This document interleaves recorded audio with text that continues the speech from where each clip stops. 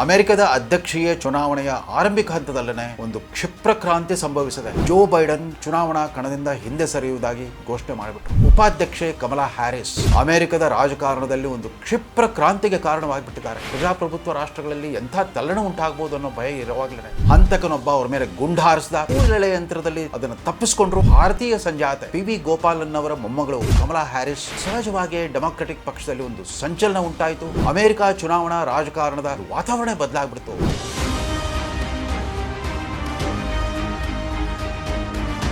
ಅಮೆರಿಕದಲ್ಲೂ ಅರಳಿದೆ ಕಮಲ.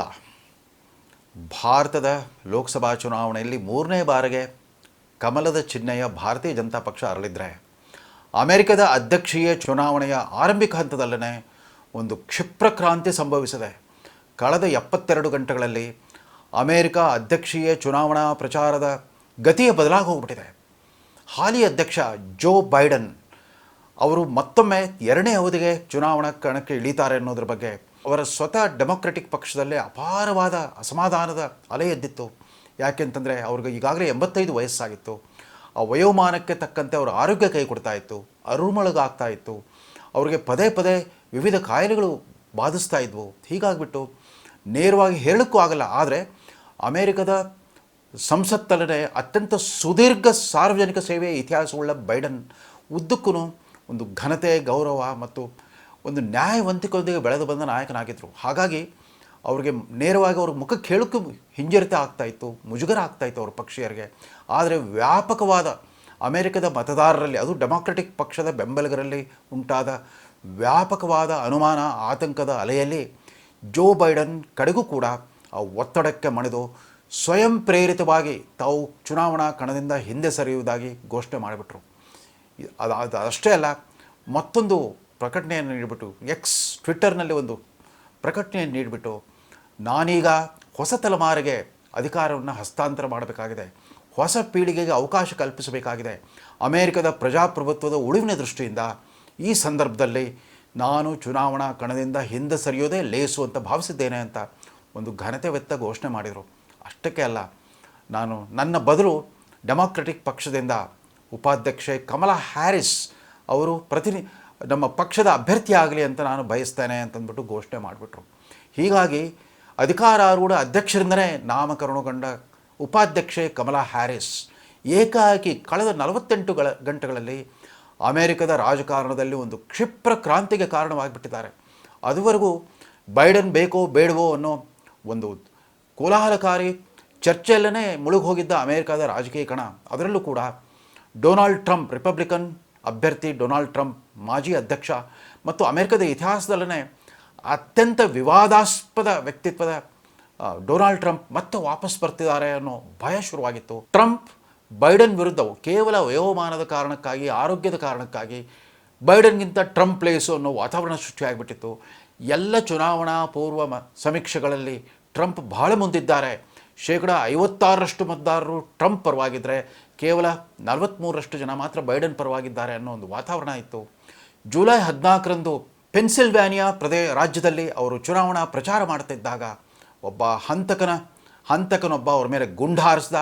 ಕೂದಲೆಳೆ ಯಂತ್ರದಲ್ಲಿ ಅದನ್ನು ತಪ್ಪಿಸ್ಕೊಂಡ್ರು. ಆ ಹತ್ಯಾಯತ್ನದಿಂದ ತಪ್ಪಿಸ್ಕೊಂಡ ಟ್ರಂಪ್ ಆ ಕ್ಷಣಕ್ಕೆ ಅವರ ಕಿವಿ ಸವರೋಗಿ ಆ ಬುಲೆಟ್ಟು ಯಾರೋ ಒಬ್ಬ ಪಕ್ಕದಲ್ಲಿ ನಿಂತ ಅವರ ಬೆಂಬಲನ್ನು ಕೊಂದು ಹಾಕ್ತು. ಆದರೆ ಕಿವಿಯಿಂದ ರಕ್ತ ಸೋರಿಸ್ಕೊಳ್ತಾ ಇದ್ದ ಆ ಟ್ರಂಪ್ ಆ ಕ್ಷಣಕ್ಕೇ ಒಂದು ಹುತಾತ್ಮನ ಪಟ್ಟ ಪಡ್ಕೊಂಡ್ಬಿಟ್ರು. ಟ್ರಂಪ್ ಜನಪ್ರಿಯತೆ ಮತ್ತೆ ಆ ಗಗನಕ್ಕೇರಿ ಹೋಗ್ಬಿಡ್ತು. ಹೀಗಾಗಿ ಡೆಮಾಕ್ರೆಟಿಕ್ ಪಕ್ಷದ ಬೆಂಬಲಿಗರು, ಕಾರ್ಯಕರ್ತರೆಲ್ಲ ಒಂಥರ ಕಳಹೀನರಾಗ್ಬಿಟ್ಟಿದ್ರು. ಅಯ್ಯೋ, ಈ ಬೈಡನ್ ಕಟ್ಕೊಂಡು ಏನು ಮಾಡಬೇಕು ಅನ್ನೋ ಒಂದು ಅನುಮಾನ ಉಂಟಾದಾಗ ಬೈಡನ್ ಸ್ವಯಂ ಪ್ರೇರಿತ ಯಾವುದೋ ಆಂತರಿಕ ಒತ್ತಡದಿಂದ ಆ ನಿರ್ಧಾರ ಕೈಗೊಂಡ್ರು ಕೂಡ ಅದೊಂದು ಸ್ವಯಂ ಪ್ರೇರಿತ ನಿರ್ಧಾರ ಘೋಷಣೆ ಮಾಡ್ತಿರೋ ಹಾಗೆಯೇ ಕ್ಷಿಪ್ರ ಕ್ರಾಂತಿ ಆಗೋಗ್ಬಿಡ್ತು.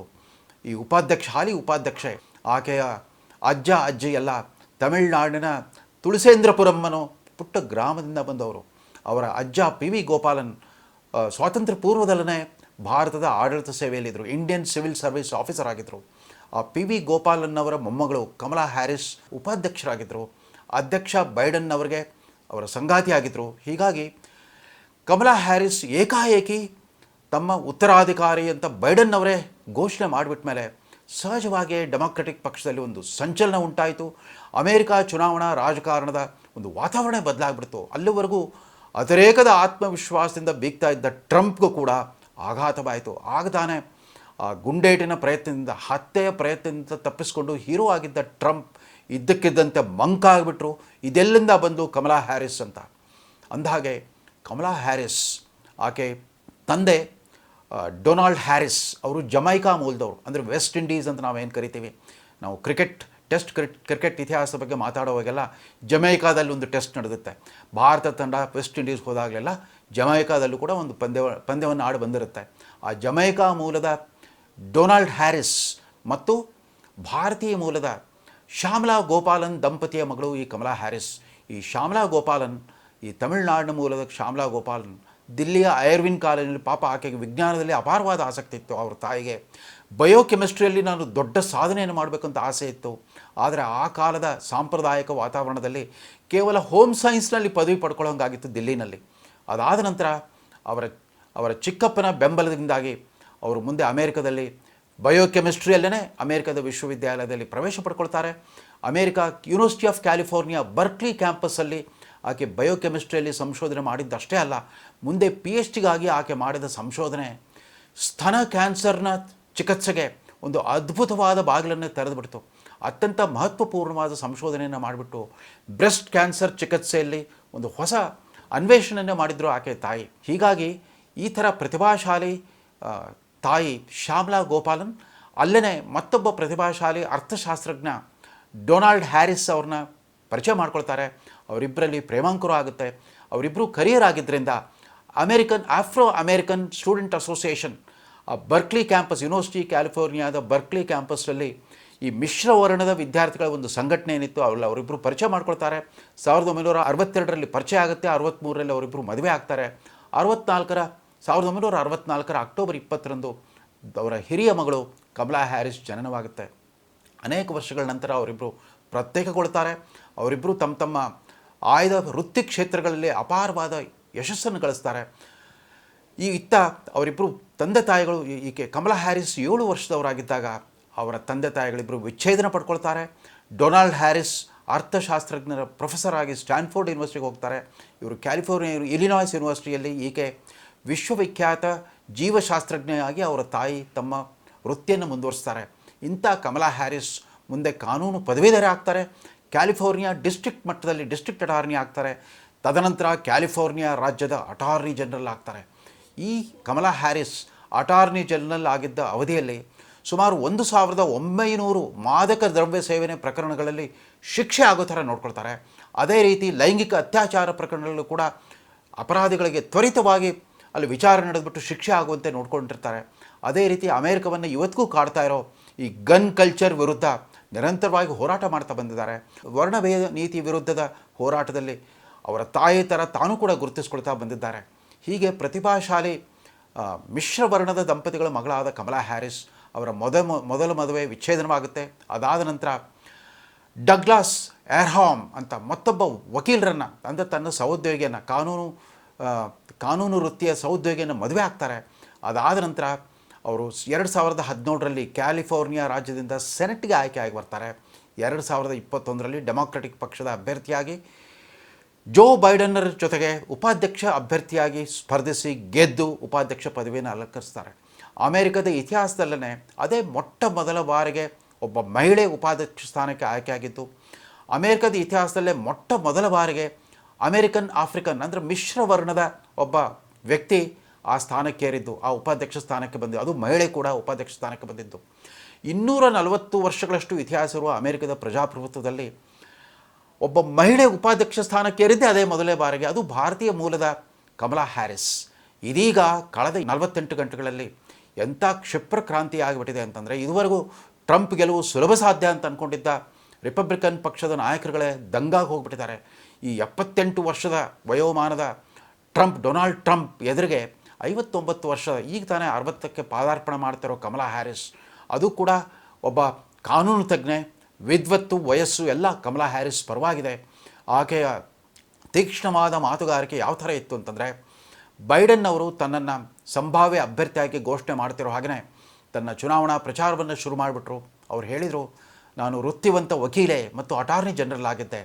ಆ ಹುದ್ದೆಯಲ್ಲಿದ್ದಾಗ ನಾನು ಲೈಂಗಿಕ ಅತ್ಯಾಚಾರಿಗಳಿಗೆ ನಾನು ಸಿಂಹಸ್ವಪ್ನವಾಗಿ ಕಾಣಿದ್ದೆ.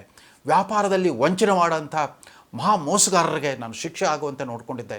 ಅದೇ ರೀತಿ ತಮ್ಮ ಸ್ವಾರ್ಥಕ್ಕೋಸ್ಕರ ರಾಷ್ಟ್ರದ ಸಂವಿಧಾನವನ್ನೇ ಬುಡಮೇಲು ಮಾಡೋ ಪ್ರಯತ್ನ ಮಾಡಿದಂಥ ಹುಂಬರಿಗೆ ನಾನೊಬ್ಬ ಎದುರಾಳಿಯಾಗಿ ಕಾಡಿದ್ದೆ. ಅವರಿಗೆಲ್ಲ ಶಿಕ್ಷೆ ಆಗೋ ರೀತಿಯಲ್ಲಿ ನಾನು ನೋಡ್ಕೊಂಡಿದ್ದೆ ಅಂತಂದ್ಬಿಟ್ಟು ಟ್ರಂಪನ್ನು ಉದ್ದೇಶವಾಗಿ ಇಟ್ಕೊಂಡ್ಬಿಟ್ಟು ಆಕೆ ಮಾಡಿದ ಮೊದಲ ಭಾಷಣವೇ ಬೆಂಕಿಯ ಬಿರುಗಾಳಿನ ಎಬ್ಬಿಸ್ಬಿಟ್ಟಿದೆ ಅಮೇರಿಕದ ರಾಜಕಾರಣದಲ್ಲಿ. ಒಂದು ಕಡೆ ಅಮೇರಿಕದಲ್ಲಿ ಕಮಲಾ ಹ್ಯಾರಿಸ್ ರಂಗ ಪ್ರವೇಶ ಈ ರೀತಿ ಬಿರುಗಾಳಿಯನ್ನು ಎಬ್ಬಿಸಿದ್ರೆ, ಇತ್ತ ಆಕೆಯ ಅಜ್ಜಿಯರ ಮೂಲ ಸ್ಥಾನವಾದ ತುಳಸೇಂದ್ರಪುರಂನಲ್ಲಿ ಆ ಗ್ರಾಮದಲ್ಲಿ ಇವತ್ತು ನಿನ್ನೆಯಿಂದ ಹಬ್ಬದ ವಾತಾವರಣ ನೆಲೆಸಿದೆ. ಇವತ್ತು ಅವರು ಹಬ್ಬವನ್ನು ಆಚರಿಸ್ತಾ ಇದ್ದಾರೆ.